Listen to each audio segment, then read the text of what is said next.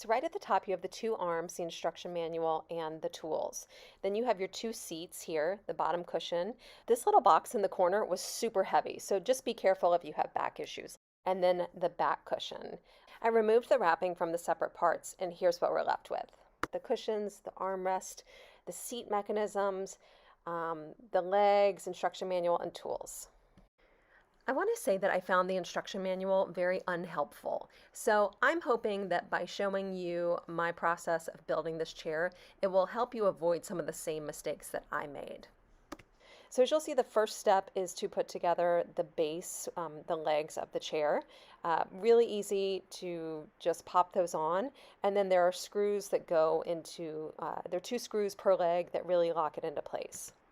All of the parts are labeled, so it makes it really easy to know which screws you're going to be using for each step.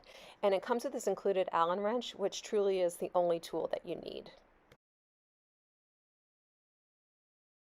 I had a little bit of a hard time popping these wheels on, and what I found really worked is that you'll notice that there's a part in the wheel that's flat. So if you push down on the flat part of the wheel, not the actual round part of the wheel, you'll have much more luck getting these in quicker than I did.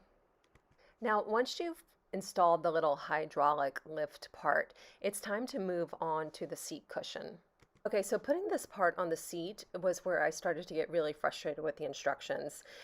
So just so you know, when you're putting this metal piece on, the knob is going to be closest to the front of the cushion. Also know that once you screw it in, it's going to take a little muscle to really get it in. It's going to pop up on the edges, but you will be able to get it down. You'll just need to muscle it in.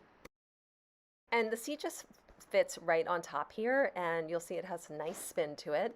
So now it's time to work on the arms.